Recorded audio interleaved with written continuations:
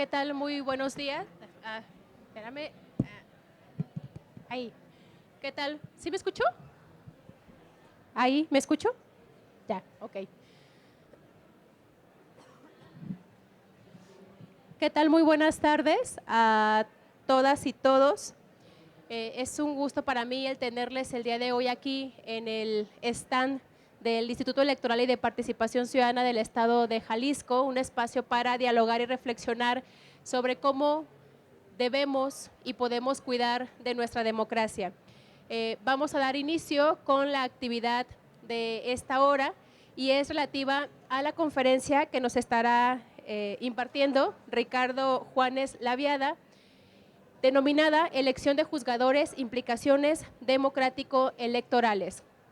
Como todas y todos saben, el tema de la reforma al Poder Judicial pues es un tema que ha estado en la palestra pública desde hace algunos meses, es ya una realidad, es decir, sí o sí, el próximo año vamos a tener elecciones de magistrados, de magistradas, de ministros, de ministras y de juezas y jueces a nivel federal.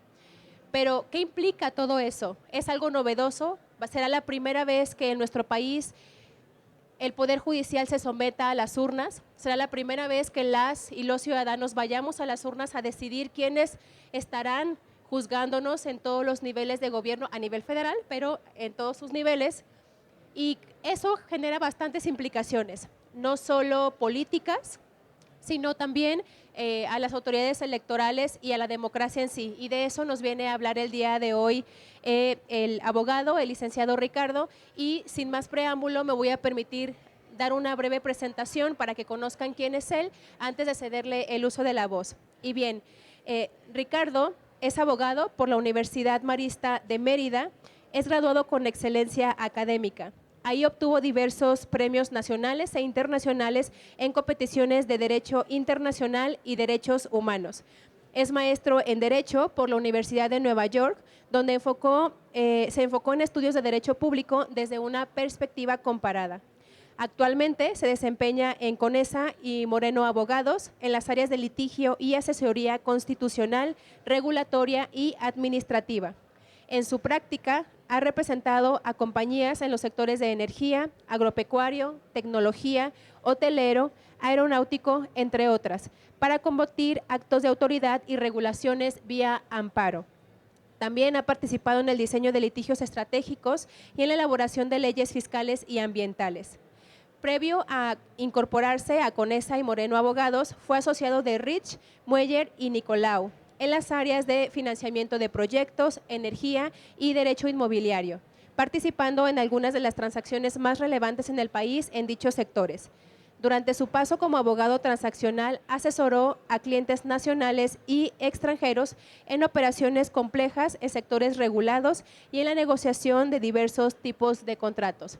Pues él es Ricardo Juanes Laviada. Te cedo el uso de la voz, Juan. Ricardo, adelante. Muchas gracias. ¿Ahí me oyen bien o Sí, yo creo que… mejor jalarlo por acá? Pues muchas gracias, primero que nada, al instituto, a la consejera Claudia y a Andrea por haberme hecho partícipe de la feria. La verdad es que nunca había venido, estoy encantado, está padrísimo el lugar y es un honor estar aquí. Como bien decía la consejera, el tema de la reforma electoral es como este monstruo que se anunció, que nadie creyó en febrero que la propuso el presidente López Obrador, ¿no? Y era como Pedro el Lobo, ahí viene, pero no llegaba y no iba a llegar y no llegar hasta que llegó, ¿no? Y creo que en este punto, pues, al menos en el gremio donde yo estoy, en el círculo de abogados en el que yo participo y de litigio que yo participo, pues esto ha sido como si fuera la debacle, se va a acabar el mundo, se va a caer México, ¿no? Que pues esto no necesariamente es cierto, ¿no? No necesariamente se va a acabar el mundo, no necesariamente se va a caer México. Lo que sí es cierto es que es una realidad y que vamos a tener que lidiar con eso, ¿no? Voy a tratar, creo que es inevitable ser crítico de la reforma y criticarla, ¿no? Pero voy a tratar de no centrarme en las críticas a la reforma, ¿no? Sino que, pues en los siguientes minutos, pues tratar de entender y verlo desde una perspectiva, pues cómo impacta nuestra democracia, ¿no? Desde un punto de vista histórico, ¿no? Y pues cuáles son los desafíos que vienen por delante, lo que vamos a tener que hacer como sociedad, como órganos electorales y dónde están los puntos rojos que tenemos que estar buscando, ¿no? Y a mí me gusta empezar con el tema histórico y con el contexto, ¿no? Porque nosotros creemos y asumimos que la democracia como fenómeno cultural en el mundo, como mecanismo predominante de gobierno en el mundo ha estado siempre, ¿no? La realidad es que pues, es relativamente novedoso, como tal tendrá sus 200 años que en Estados Unidos, o sea, al menos con esta estructura de pesos y contrapesos que nosotros estamos acostumbrados, ¿no? Y luego el concepto de democracia liberal que ahorita tienen los países y como lo hemos estado, y que ha persistido en México, ¿no?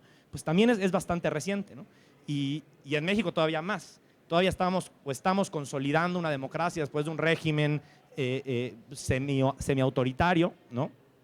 Y pues entender dónde está el Poder Judicial o dónde ha estado el Poder Judicial en toda esta historia, ¿no? Y yo divido pues, en 5 etapas pues, cómo podemos entender al Poder Judicial, ¿no? Pues una etapa que era pues, previo a la reforma del 94, en la mayor parte de nuestra historia, pues, existía un Poder Judicial, dirimía controversias, pero no fungía como este órgano de contrapeso al poder, al menos desde la perspectiva para lo cual está diseñado como peso y contrapeso, ¿no? Más bien era una extensión del aparato político, era una extensión de la presidencia, ¿no? Que tuvimos en México, totalmente dominante durante pues, más de 70 años, porque previo a la revolución, ¿no? Luego en el 94, después de procesos históricos en México, de convulsiones históricas desde el movimiento zapatista, las exigencias por mayor democracia, por mayor transparencia, por participación de otros partidos políticos, ¿no? Pues llevan a realizar una reforma estructural al Poder Judicial, ¿no? A finales del 94 se publica una reforma, ¿no? Que crea un sistema de carreras, reestructura la Corte, crea las 2 salas que ahora conocemos, reduce el número de ministros, ¿no? Impone un mecanismo de carrera judicial para que no todo sea al dedazo, y pues empezar a generar pues, esta función del Poder Judicial como contrapeso o límite al poder, ¿no? En este momento es importante decir que surge la primer crítica fuerte de este nuevo régimen que viene, ¿no? a lo que tenemos como Poder Judicial, ¿no? Y es que en el 94, y es una realidad, ¿no? Ante las exigencias de participación política de otros sectores, pues el PRI le empieza a dar espacios y a negociar espacios directamente con el PAN, que filosóficamente o de visión era más afín, ¿no? Pues con todo el tema cuando estaba Carlos Salinas de Gortari, con el neoliberalismo, ¿no? Y con esta protección a la empresa, pues eran más afines a ellos y se alían con el PAN para adoptar pues, ciertos pactos que nos lleven a un camino democrático, ¿no? Y sin duda, pues estos pactos nos llevaron a un camino democrático, pero en muchos espacios también se excluyó históricamente a la izquierda mexicana. En la sesión donde se aprobó la reforma del 94, el PRD se paró y no participó en protesta. Y pues esta crítica que hizo el presidente López Obrador, que dice, no, es que son jueces neoliberales que solo atienden a un sector de la población, que pues tiene un eco histórico, ¿no? Podrá ser al día de hoy, después de 30 años, pues cierto, no cierto, parcialmente cierto, ¿no? Pero de origen, pues hay una crítica pues, muy real que tampoco podemos ignorar, ¿no? Y pues es esta, que al menos de la visión de un gran parte del sector político que ahora ocupa el poder, es un poder que estaba deslegitimado de origen, ¿no? Porque no participaron. Ya pensaremos si no este poder, este nuevo régimen está haciendo lo mismo que les hicieron, ¿no? Y en 15 años dirán, pues los que estaban en el PAN, los que sean de Movimiento Ciudadano, los que estaban en el PRI dirán, oye, esto yo no participé, hay que tirarlo y volvemos a caer en el mismo juego, ¿no? Yo creo que este es el gran error que está cometiendo, que cometieron al menos dogmáticamente. Pongo unas citas que me gustan mucho porque este proceso del 94 hasta la fecha, bueno, hasta el 2011, que yo pondría en la siguiente etapa, ¿no? Me llama mucho la atención pues, un artículo que encontré buscando para hacer la presentación de Arturo Saldívar, ¿no? Y cómo describe lo que era el régimen anterior como una extensión al poder, como un mecanismo que perpetuaba violaciones a derechos humanos, las prisiones preventivas oficiosas, ¿no? Y dice que pues, a partir del 94, al menos cuando estaban celebrando los 12 años de la reforma, para él había sido un paso gigantesco hacia la democratización, o al menos hacia la función democratizadora del Poder Judicial, ¿no? Como límite al poder. Y pone acá unas citas, ¿no? Luego, la siguiente etapa, pues tenemos una etapa que durante pues casi 30 años, 20 años, se empieza a consolidar un poder judicial, se empieza a profesionalizar, empieza a ser ejercicio de carrera, empiezan a llegar perfiles de ministros que pues si bien quizás los del 94 sí los eligieron entre el PRI y el PAN y Diego Fernández Ceballos o los que hayan estado en ese momento, ¿no? Pues después de 20 años ya empieza a ser otro poder judicial, se pasa una siguiente reforma que pues es la de derechos humanos, ¿no? Que todos los que estudiamos derecho, más o menos empezamos en el 2010, 2011, nosotros nos criamos con la reforma de derechos humanos, ¿no? Para nosotros el sistema judicial empieza a ser una puerta al activismo, los abogados nos vemos como que sí abogados y tenemos nuestra profesión, pero somos activistas, los jueces empiezan a percibirse como tengo el poder de cambiar cosas, ¿no? Entonces empieza a ver como que esta percepción de el poder judicial, un buen poder judicial lo puede todo y puede mejorar al país y todos los arreglos políticos que salen mal los puede desterrar, la corrupción la puede desterrar, ¿no? Y empiezan a haber una serie de litigios estratégicos y que nos empieza a dar toda esta percepción, ¿no? De que, oye, qué bien estamos. Y regreso a Saldívar, ¿no? Si empezamos los primeros años del ministro Saldívar y todas sus decisiones en la Corte, ¿no? Pues son en este sentido, ¿no? En la importancia del Poder Judicial como mecanismo de control del poder, de garantía de los derechos humanos, de limitar toda esta teoría de que el Poder Judicial está para contener al Estado, porque cuando hay la persona que está en el poder a lo mejor 6 años, pues quiere hacer cosas en pos del interés social que a lo mejor en 12 años no están bien, pues que hay un Poder Judicial deteniendo, ¿no?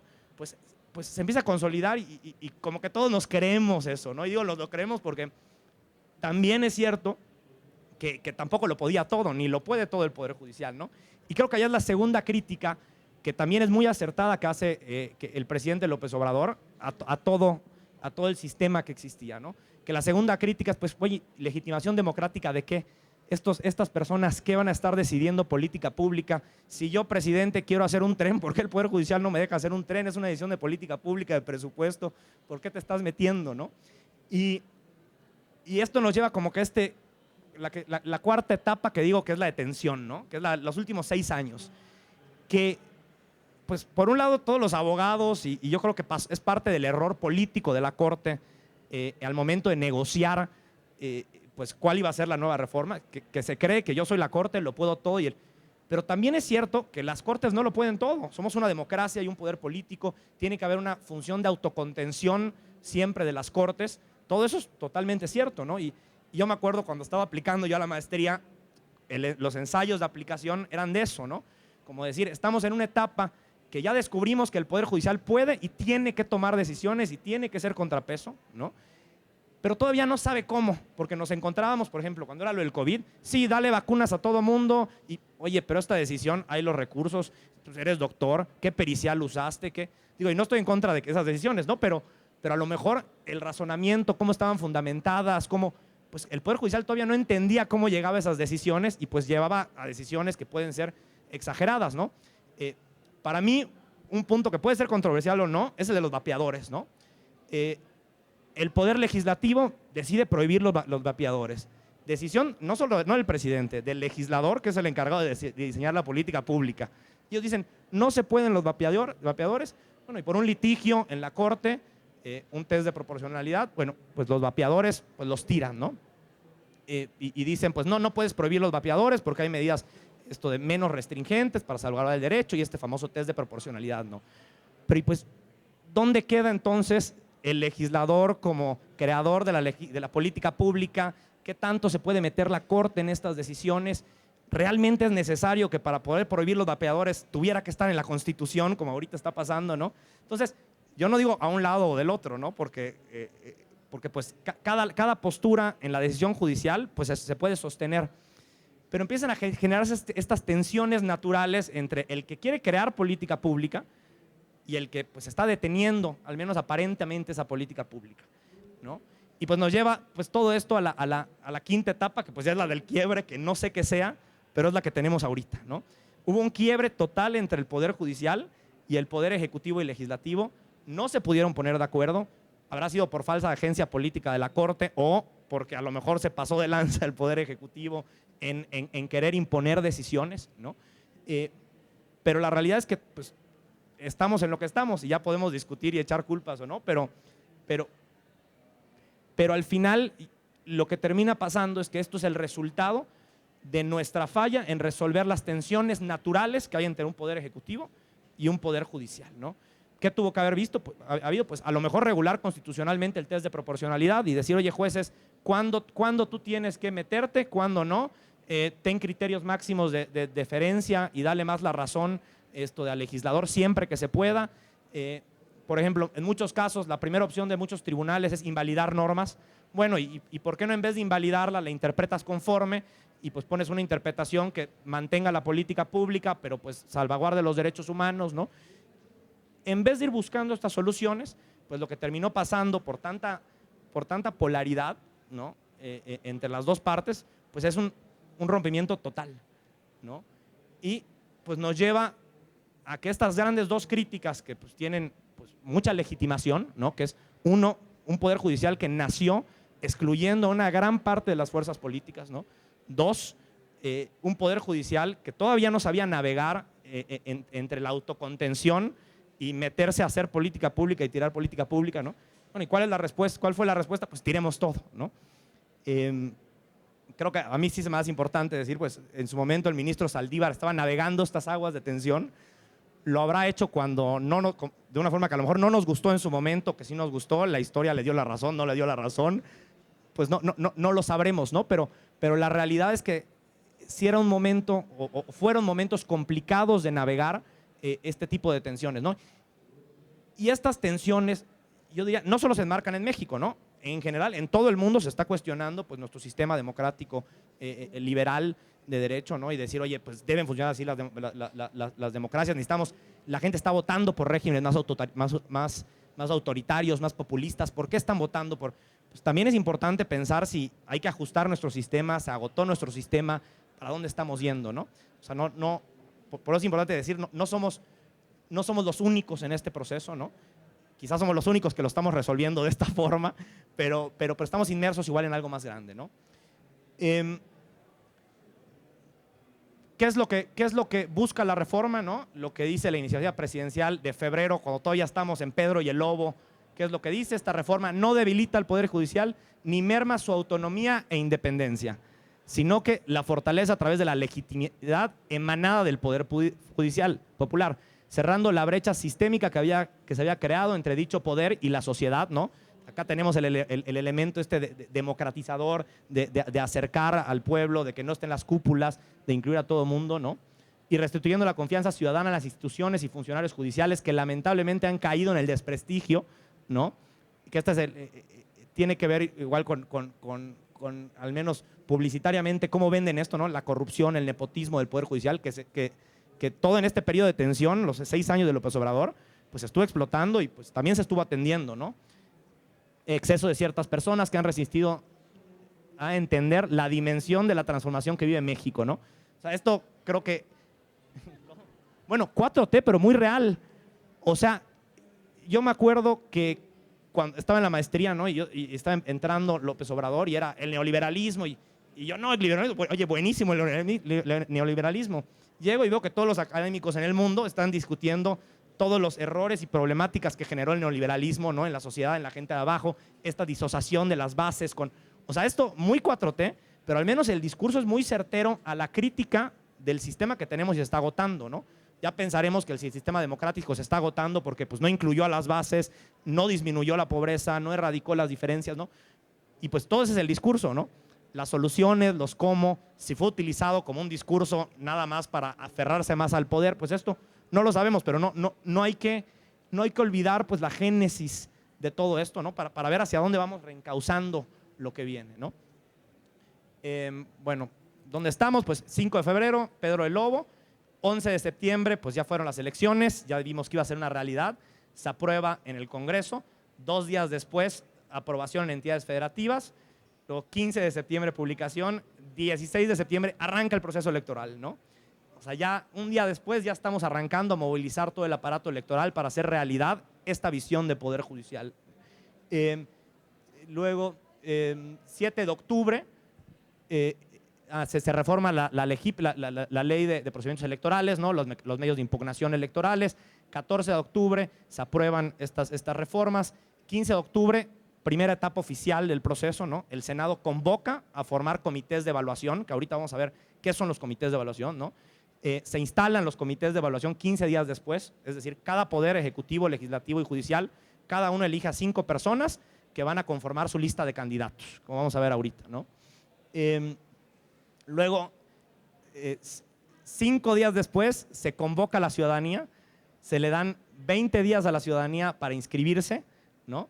Y el 24 de noviembre, pues fue los que se inscribieron, los que no se inscribieron, no se inscribieron, ¿no? Y hasta acá estamos ahorita. Al final vamos a ver lo que viene para que vean lo apretado de los pasos, ¿no? Un órgano, acá en el instituto lo sabrán mejor que nadie, lo que va a hacer crear boletas, generar padrones, ver cómo vas a contar los votos, vamos a ver un poco de números también, de cuántas personas. O sea, en Ciudad de México, por ejemplo, cada poder judicial va a haber una lista por cada poder judicial de 400 personas. Entonces van a haber 1,200 nombres sobre los cuales las personas van a tener que discriminar por quién quieren votar y poner su nombrecito, ¿no? Entonces esos problemas logísticos, igual vamos a ver si no materialmente imposibilitan que se lleve a cabo la reforma, ¿no?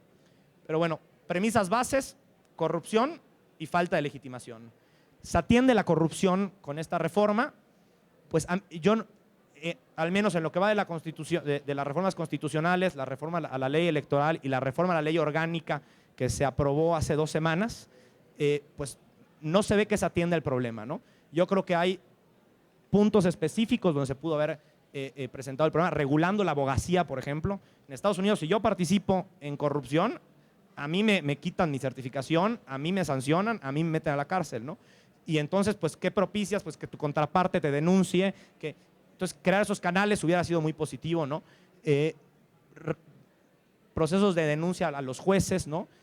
Fiscalización a los jueces, que si 13,000 millones de pesos que se van a dedicar para la elección intermedia se hubieran dedicado durante 20 años, en un periodo de 20 años, para vigilar, fiscalizar, monitorizar, yo creo que con eso acabábamos más fácil la corrupción, ¿no? Entonces, en la práctica, yo creo que esta reforma, al menos hasta ahora, con lo que han publicado, no está atendiendo el problema de la corrupción. Legitimación democrática, pues nos metemos a problemas más escabrosos, ¿no? O sea, ¿qué es la legitimación democrática? ¿Qué es democracia? Pues hay que si legitimación de origen, que de resultados, ¿no? Pues, ¿qué estamos entendiendo como más democrático? ¿No? La representación por voto directo es lo que entendemos por democracia, o entendemos una democracia que se trata de límites al poder, ¿no? Entonces, en una concepción democrática, al menos de la que tienen los estados liberales de derecho en Occidente, que se desarrollan en Estados Unidos y que es la que hemos apostado, ¿no? Voto directo no es democracia, restricción al poder es más democracia, ¿no? Pero bueno, más allá de las perspectivas filosóficas que tengamos para justificar, no justificar lo que viene, ¿no? Creo que las preguntas que le van a interesar a la gente es, pues esto va a eficientar la justicia, va a ser más rápida mi sentencia penal, mi pensión, que a lo mejor tengo derecho del IMSS, mi demanda laboral, o pues me va a atrasar muchísimos años las resoluciones, ¿no? Va a acercar el diálogo judicial a la gente, o sea, la gente va a entender mejor por qué resuelve de una forma u otra el Poder Judicial, o no lo va a entender y va a seguir igual. Ya lo veremos, ¿no? Queremos también, o sea, una pregunta es, ¿queremos que las decisiones que tome el Poder Judicial se basen en el sentimiento popular, o queremos totalmente lo contrario, ¿no? Entonces, son el tipo de preguntas que se van a ir detonando con el tema de legitimación democrática. Se adelantaría que en el único país del mundo que se ha hecho un experimento como este fue en Bolivia. El resultado fue que la participación fue del 8%, ¿no? Que con un 8% de participación pues no te genera mayor democracia, no te genera mayor legitimación, y por el contrario, ¿no? Crea una mayor desconfianza en las instituciones, ¿no? Bueno, pasamos a la parte un poco más tediosa y aburrida, ¿no?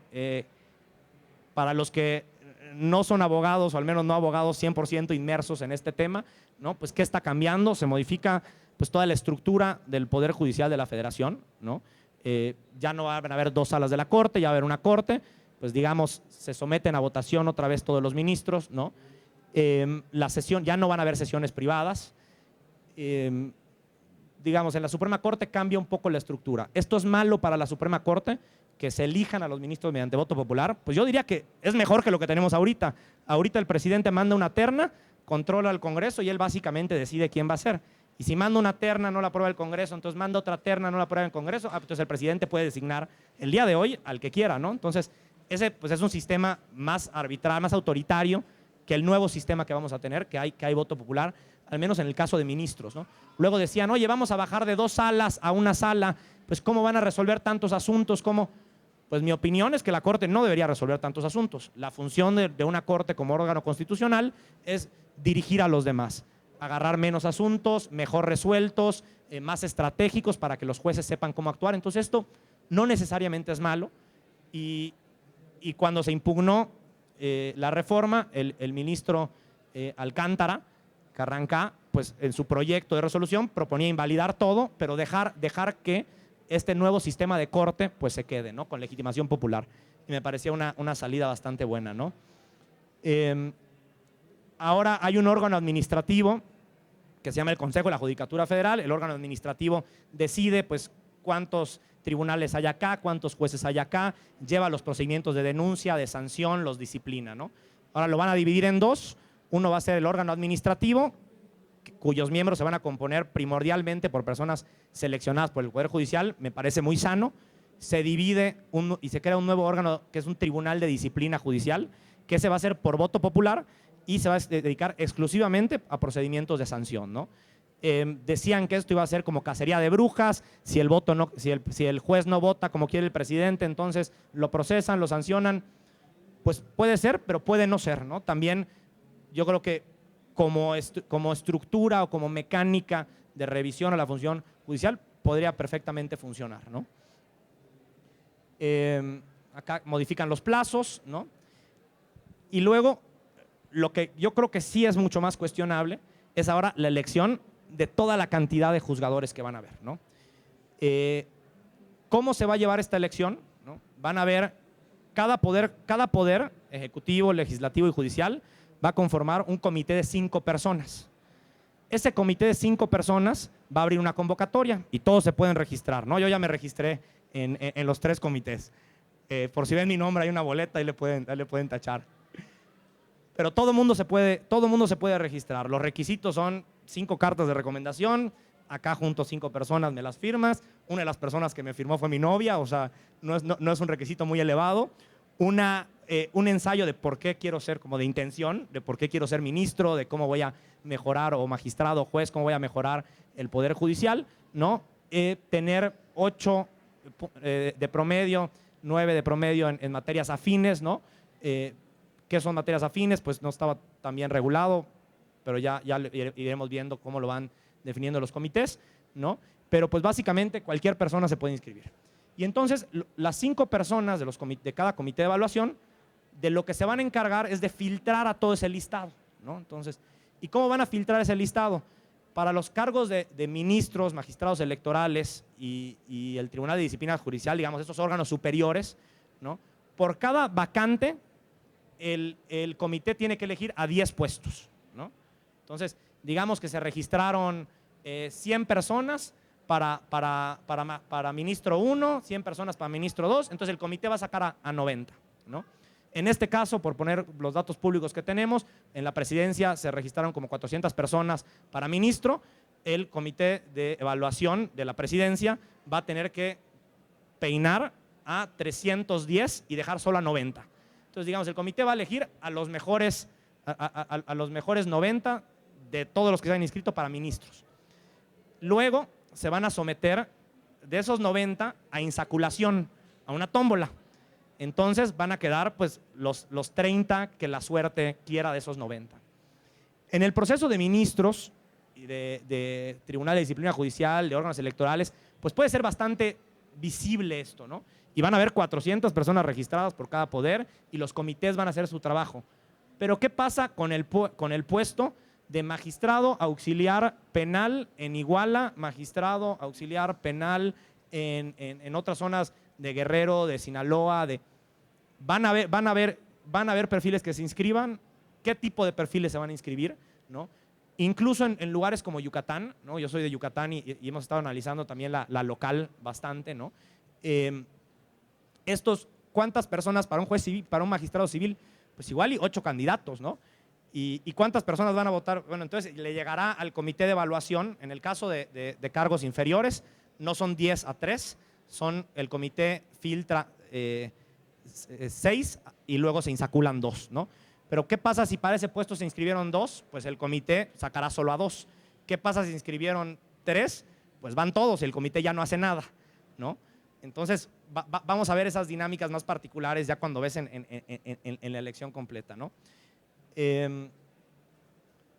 Bueno, las campañas, o sea, una vez que se insacula, pues se emiten las listas, ¿no? Y pues en esas listas estarán las personas y tendrán 2 meses para hacer campaña. No pueden erogar fondos, no tendrán fondos públicos para esas campañas, al menos en la ley. Cualquier campaña, o sea, a ver, yo soy abogado, no soy político, nunca llevo una campaña, no sé escribir un tweet. ¿Quién me va a escribir mi tweet? ¿Quién me va a hacer mi Instagram? ¿Quién me va a hacer? Alguien voy a tener que contratar, ¿no?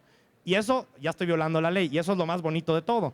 Yo no acarreo políticamente a nadie. ¿Con quién me voy a comprometer para que me lleve a 1000 votos para mi puesto de juez en Mérida, Yucatán, ¿no? Entonces, esas dinámicas igual van a ser complicadas. El INE las tendrá que vigilar, a ver si puede vigilar, porque ahorita vemos los números de la cantidad de candidatos que van a haber en la boleta en el país. Son miles, no puedes vigilar a miles de personas, ¿no? Pero pues ya iremos viendo cómo se desarrolla eso, ¿no? Bueno, otras cosas más procesales, limitación de medios de control constitucional, pues ya quieren evitar estas tensiones también, ¿no? ¿Qué tensión había? Yo quiero hacer pues saco una ley para hacer mi tren, o saco una ley para modificar la industria eléctrica. Entonces me la suspenden con efectos generales, ya no tengo mi política pública de energía, ¿no? Entonces prohíben las suspensiones en contra de normas generales, ¿no? Con efectos generales. Bueno, acá los números, que es donde se pone interesante, ¿no? Para el 1 de junio de 2025, porque la elección se va a dividir en 2 votos, ¿no? En 2 momentos. En 2025 un primer corte, que van los 9 ministros, las 12 magistraturas vacantes de la Sala Superior del Tribunal Electoral, 15 magistraturas regionales del Tribunal Electoral, los 5 magistrados del Tribunal de Disciplina Judicial, luego 464 magistrados federales, esto es la mitad, porque en 2027 van los otros 400, 386 jueces federales, ¿no?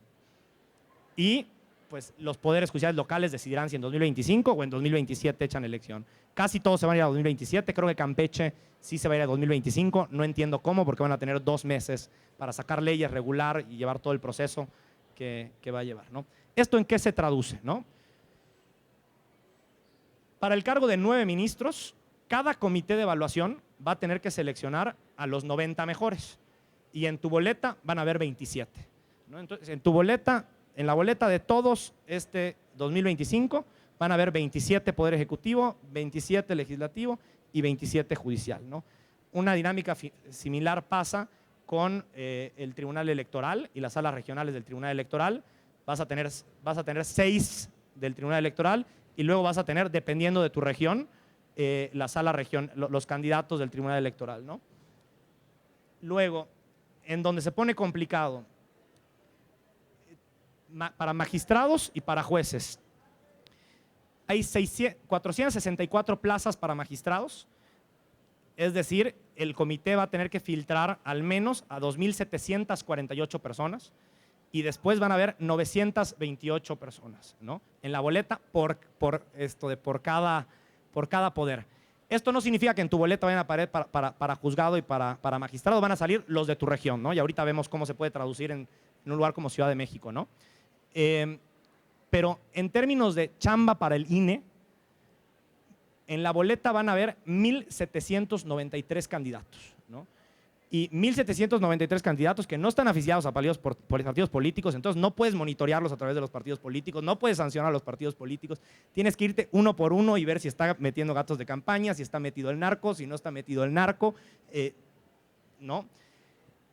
Para la Ciudad de México, para poner un ejemplo, ¿qué pasaría en la boleta? Si estuvieras en Ciudad de México, en tu boleta aparecerían por cada comité, o sea, esto lo que diga por 3 veces, ¿no? 27 de ministro, 6 del Tribunal Electoral, los que te toquen de tu sala regional. Luego te caerían 204 candidatos de magistrado, 204, y 128 jueces, 128, 128, 128. Y esto no para allá, todavía faltan los del Poder Judicial local.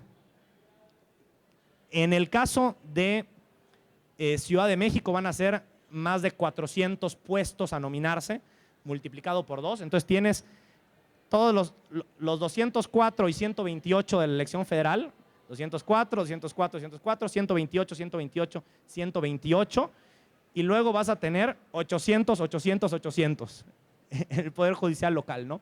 En Yucatán, que ya hice el ejercicio específico, que es mucho más chiquito, son 2 millones más o menos de población, son 15 magistraturas, que cada comité tiene que conseguir a 90 personas. Yo no creo que en Yucatán se registren tantas personas para magistrado del Poder Judicial, ¿no? y que hayan tantos perfiles en un estado chico para que pudieran cumplir eso, ¿no? Luego por sorteo, entonces digamos que conseguiste a 10, de los 90, digamos que el comité hizo una chamba maravillosa y consiguió a 30 que son buenos, ¿no? Pero resulta que esos 30 se van a ir a sorteo con otros 60. Entonces se van a filtrar y a lo mejor va a quedar 1/3 de los buenos y 2/3 de los que igual no son perfiles idóneos. Luego tienes el tribunal laboral local, ¿no? Que van a haber 6, 6 y 6. El tribunal de disciplina 10, 10 y 10. Y luego jueces de primera instancia 120, 120 y 120. Entonces ya tienes ministros, ya tienes tribunal de disciplina judicial, órganos electorales. Si estuvieran en Ciudad de México serían 204 y 128 por magistrados y jueces, y luego por locales tendrías otro numerote, ¿no? En Ciudad de México 800, en Mérida 166, ¿no? Esto, ¿qué complicaciones trae? Todas, ¿no? Para el órgano electoral, para los comités de evaluación, filtrar, creo que es imposible hacerlo en el periodo que les están dando, ¿no? Para los órganos electorales, vigilar, ¿no? Organizar. Luego, el día del conteo de votos. La gente, como estamos platicando con Andrea, ¿cómo va a ser la cola de la gente? Si ahorita se hacen colas y estás eligiendo, no sé, 6, 7 cargos, ¿cómo va a ser la cola cuando tengas que estar buscando entre 600 nombres, ¿no? Y pues, ¿qué va a pasar con y lo que le decía Andrea? Ahorita en 2025 me vale gorro, ¿no? Que participen 3 personas, que se ponga el Poder Judicial que quede, que sea la tómbola la que decida. Pero ¿qué pasa en 2027 cuando no solo es el Poder Judicial, sino que vas a tener que replicar esto y hacer tu cola para votar por tu gobernador, por tus legisladores, en las otras elecciones por tu presidente, ¿no? La gente va a ir a votar por su presidente haciendo 8 horas de cola, ¿no? Teniendo que votar. Pues veremos qué pasa, ¿no? Creo que la primera etapa de convocatoria, al menos en términos generales, el gobierno federal lo pinta como un éxito, ¿no? Al menos en términos globales, pues dan los números para que el comité al menos haga su chamba, ¿no? Al menos hay los 400 ministros para que el comité busque a los 90 mejores y luego se sorteen, ¿no? No sabemos si esto pasa en estos puestos de localidades más chicas, de localidades más inseguras, de puestos más específicos. No sabemos si el comité va a tener suficiente gente para hacer su chamba, pero al menos bastante gente se inscribió. Seguramente en 2027 mucha más gente se inscribirá que pues para el sistema sería lo mejor, ¿no? Luego, plazos de implementación, ¿no? que vamos a ir a ver ahorita, ¿no? 15 de diciembre, es decir, en menos de 10 días, cada comité va a publicar la lista que cumplieron con los requisitos. ¿Qué es cumplir con los requisitos? La carta de mi novia, de mis 4 amigos y mis calificaciones, ¿no? Mi tire de calificaciones, etcétera. 31 de enero, calificación de idoneidad por parte de los comités de evaluación, ¿no? Es decir, va a tener mes y medio el comité de evaluación. ¿Cómo? Bueno, sin vacaciones, porque los comités de evaluación van a ser muy comprometidos con la causa, pero van a tener mes y medio para procesar a los 10,000 candidatos o los que se hayan puesto, ¿no? Luego, 4 de febrero, se publican los listados post-insaculación, ¿no? Entonces, 4 días, se eligen a los 90 ministros, se saca la tómbola y luego el 4 de febrero te van a decir, estos van a estar en tu boleta, ¿no? Aprobación de postulados, se remite al Senado, se remite al INE. plazo máximo de adecuación, lo que pasa es que la Constitución lo que le dice a los gobiernos estatales es, gobierno estatal, tú puedes iniciar con esto en 2025 o en 2027, como tú quieras, ¿no? Entonces, y 1 de junio de 2025 empieza la jornada electoral. Yo diría, perdón, es la jornada electoral. Para que se cumplan los 2 meses del proceso electoral, tendrán que empezar las campañas en abril, ¿no? Entonces, como ven, los plazos están apretadísimos, ¿no? O sea, como lo describió una persona que oía, es como escribir una obra, ensayarla, contratar a los autores, vender tickets y ponerla en escena al mismo tiempo, ¿no? Entonces, no hemos ni siquiera armado, ni sabemos cómo vamos a armar los comités de evaluación y cómo van a seleccionar a las personas, y ya estamos casi imprimiendo boletas, ¿no? Que a ver cómo le van a hacer los órganos electorales para ver el proceso de las boletas con este plazo, ¿no? Pues creo que este es como que el perfil general de lo que está pasando, ¿no? Y pues, ¿cuáles son los riesgos, no? Pues uno, la organización de la elección, esto que les digo que es como escribir la obra y ensayarla y vender al mismo tiempo, ¿no? Número de candidatos suficientes y perfiles idóneos, ¿no? Veamos, ya evaluaremos después de la elección qué fue lo que pasó, si hubieron suficientes candidatos idóneos para que los comités de evaluación hagan su chamba, ¿no? ¿Cómo va a afectar esto a las elecciones ordinarias? Lo que comentábamos, una cosa es arriesgar el Poder Judicial, que funcione o no funcione este experimento, y otra cosa es arriesgar todo nuestro aparato electoral democrático, ¿no? ¿Va a haber participación ciudadana suficiente o vamos a estar como en Bolivia? Esa participación ciudadana, ¿existe alguna manera de que sea informada o no hay manera de que sea informada? Yo puedo procesar 400 candidatos o no. Podemos generar mecanismos para que sea informada, no sé, planillas de magistrados y jueces, y vota por planilla como en la primaria amarilla, y nosotros apoya a lo mejor, y tú no vas a saber quién es el juez, pero sabes quién avala a estas personas. Se pueden desarrollar esos mecanismos. Puede que sí, puede que no. Al menos para esta elección probablemente no vaya a pasar, ¿no? Parte de todo el sistema de precedentes, de cómo funciona, ¿no? El hecho de tener una corte y que cada cierto tiempo escalonadamente se vayan sustituyendo, ¿no? Es justo para evitar que todos sean del mismo momento y con la misma visión, ¿no? Y voten igual en un sistema de precedentes, ¿no?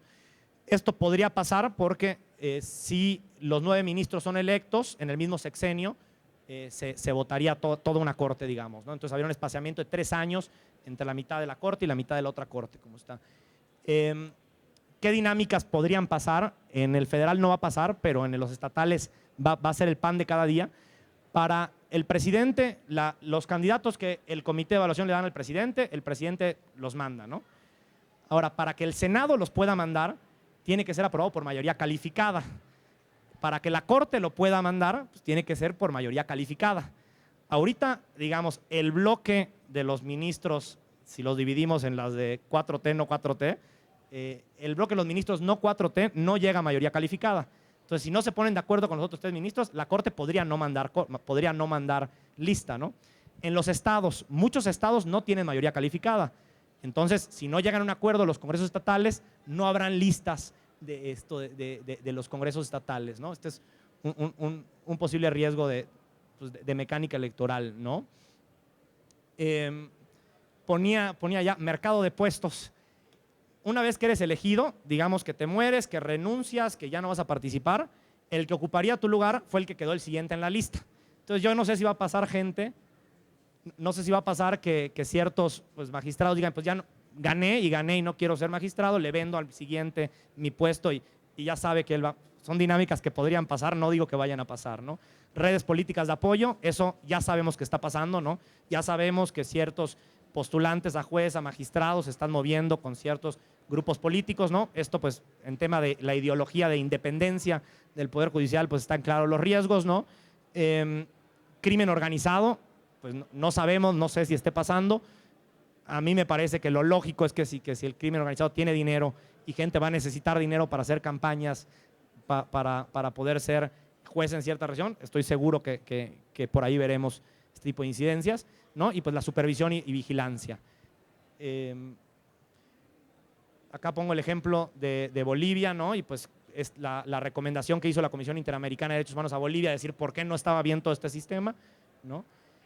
Pues, ¿qué se necesitaría si queremos que salga lo mejor posible, ¿no? Muchísima participación ciudadana, con muchos candidatos idóneos, con formación de comités de evaluación con mayores o mejores lineamientos, ¿no? Porque a lo mejor si participa mucha gente, pero los comités de evaluación son buenos, son independientes y pues logran conformar estos requisitos, ¿no? Nosotros en Ciudad de México con varios grupos nosotros proponíamos, ¿no?, que haya un examen estandarizado, ¿no? ¿Y por qué? Porque yo no quiero que la persona que entró no sepa procesal 1, ¿no? Aunque sea, tiene que tener nociones, y si no, a lo mejor pues me quedé con 10 candidatos, pero esos 10 candidatos saben o medio saben lo que van a hacer, ¿no?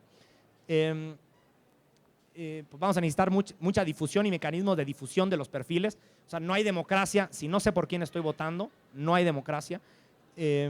Supervisión de los procesos de campaña, luego supervisión del ejercicio de la función judicial. Yo siempre digo que todos los incentivos están para que un juez sea corrupto.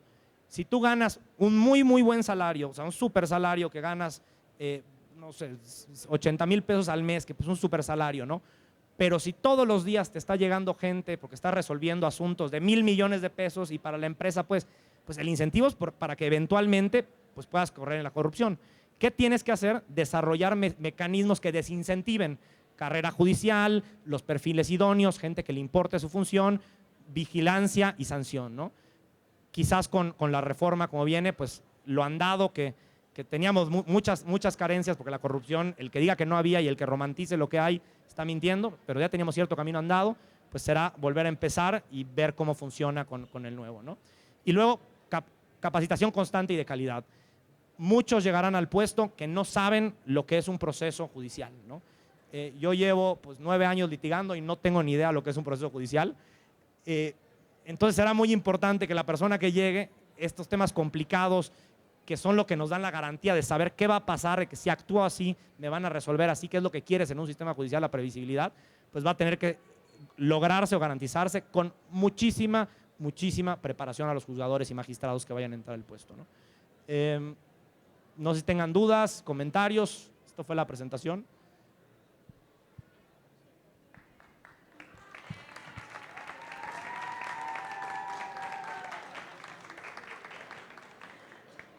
Bien, pues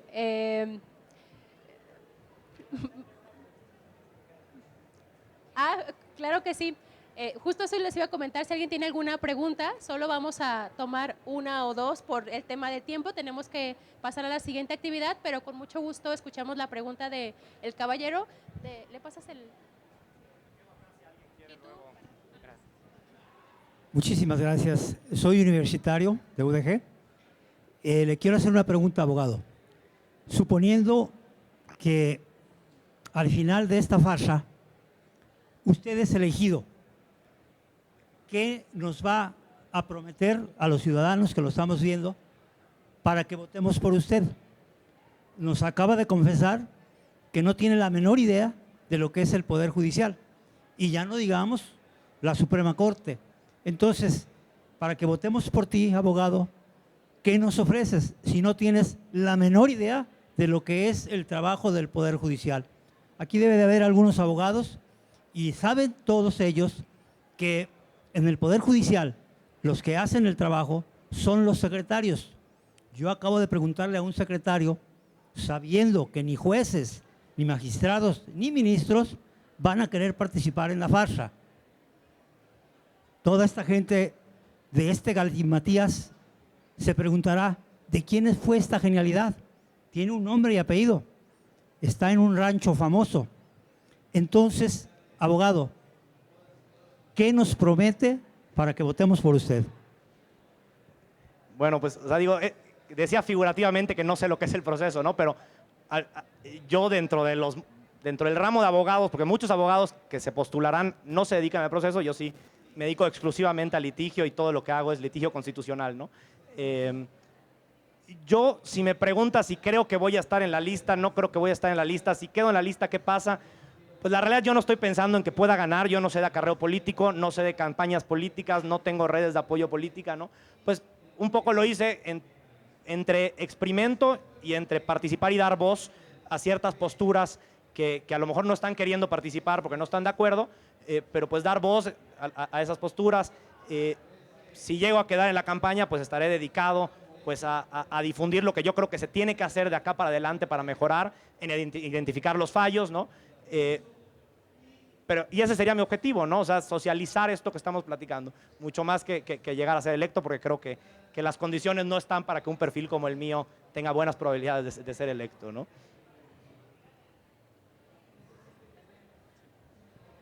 Gracias. ¿Alguien más tiene alguna otra pregunta o comentario para el abogado?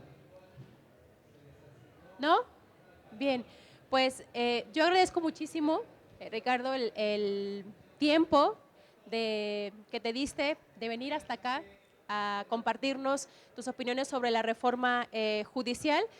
Basándome en la pregunta que hace el abogado también, yo soy una firme creyente de que el Poder Judicial no debe ser democratizado, al menos no de la manera en la que se plantea, que es por medio de voto directo, porque el Poder Judicial no está hecho para cumplir promesas de campaña, sino para garantizar derechos. Y garantizar derechos no siempre es popular. Y voy a poner un ejemplo. Cuando en Estados Unidos se decretó por medio de la Corte la desegregación racial y ordenó que en todas las escuelas ya podían ingresar tanto niños blancos y niñas como negros, la gente no estaba de acuerdo. Muchísima gente, la mayoría de la gente en Estados Unidos estaba en contra de esa decisión. Pero la Corte no estaba para dar gusto a nadie, estaba para garantizar derechos y era un derecho humano. Si nosotros esperamos como ciudadanía que los jueces, las juezas, los magistrados, las magistradas nos prometan promesas de campaña que nos beneficien, pero que no necesariamente cumplen con el principio básico del Poder Judicial, que es garantizar derechos, sea como sea, pues entonces desde ahí el proceso está siendo corrupto, creo yo, ¿no? Con eso concluiría. Muchísimas gracias por su tiempo. Les invitamos a que nos acompañen en la siguiente conferencia. Por lo pronto, gracias por estar en el stand del Instituto Electoral y de Participación Ciudadana, un espacio para ustedes, para la reflexión y para el diálogo. Bonita tarde.